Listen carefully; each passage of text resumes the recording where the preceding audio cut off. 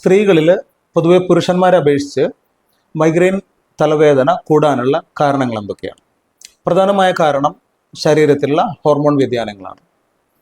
അതായത് pregnancy, menses അല്ലെങ്കിൽ menopause പോലുള്ള സമയങ്ങളിൽ ശരീരത്തിൽ വരുന്ന ഹോർമോൺ വ്യതിയാനങ്ങൾ മൈഗ്രെയിനെ ട്രിഗർ ചെയ്യും. അതാണ് പ്രധാനപ്പെട്ട ഒരു കാരണം. പ്രത്യേകിച്ചും PCOD പോലുള്ള അസുഖങ്ങളുള്ള ആളുകളിൽ മൈഗ്രെയിനുള്ള സാധ്യതയും കൂടുതലാണ്. കാരണം ഇങ്ങനെയുള്ള ആളുകളിൽ ഹോർമോൺ ഇംബാലൻസ് നല്ല രീതിയിൽ കാണാറുണ്ട്. അതുപോലെ മറ്റൊരു പ്രധാനപ്പെട്ട കാരണം ഓവറായിട്ടുള്ള സ്ട്രെസ്സ്, ഇമോഷണൽ ലോഡ്സ് ഒക്കെയാണ്.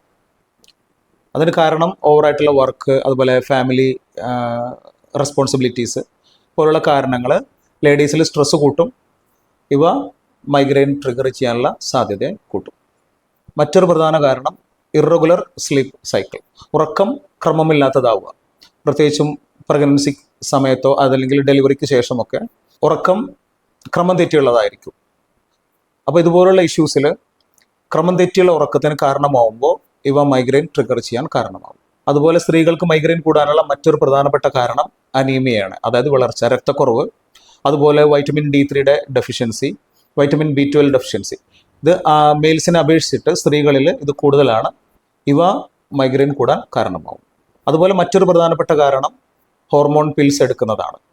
മെൻസസ് റെഗുലറി ചെയ്യാനോ അതല്ലെങ്കിൽ ഗർഭധാരണം പ്രിവെൻറ്റ് ചെയ്യാനോ വേണ്ടിയിട്ട് എടുക്കുന്ന ഹോർമോൺ പിൽസ് മൈഗ്രെയിൻ കൂടാൻ കാരണമാവും. പിന്നെ പ്രധാനപ്പെട്ട മറ്റൊരു കാരണം ഡീഹൈഡ്രേഷനാണ്. പുരുഷന്മാരെ അപേക്ഷിച്ച് വാട്ടർ ഇൻടേക്ക്, വെള്ളം കൂടി സ്ത്രീകളിൽ വളരെ കുറവാണ്. പ്രത്യേകിച്ചും വീട്ടിലെ ജോലികളും ബാക്കി ജോലി തിരക്കും കാരണം വെള്ളം കൂടി വളരെ കുറവാണ് പുരുഷന്മാരെ അപേക്ഷിച്ച് സ്ത്രീകളിൽ. ഇവ മൈഗ്രെയിൻ ട്രിഗർ ചെയ്യാനുള്ള പ്രധാനപ്പെട്ട ഒരു കാരണമാണ്. അപ്പോൾ സ്ത്രീകൾ പ്രത്യേകിച്ചും ഈ പറഞ്ഞ കാര്യങ്ങളെക്കുറിച്ചൊന്ന് ബോധേഡാവുക. പ്രശ്നങ്ങളിൽ ഏതെങ്കിലും നമുക്കുണ്ടോ എന്ന് ശ്രദ്ധിക്കുകയും അത് ക്ലിയർ ചെയ്യുകയും ചെയ്തു കഴിഞ്ഞാൽ മൈഗ്രെയിൻ ഉള്ളവരാണെങ്കിൽ അതിനെ നല്ല രീതിയിൽ നിയന്ത്രിക്കാൻ കഴിയും. നിങ്ങളുടെ സംശയങ്ങൾ കമൻറ്റ് ചെയ്യുക, ഫോളോ ചെയ്യുക.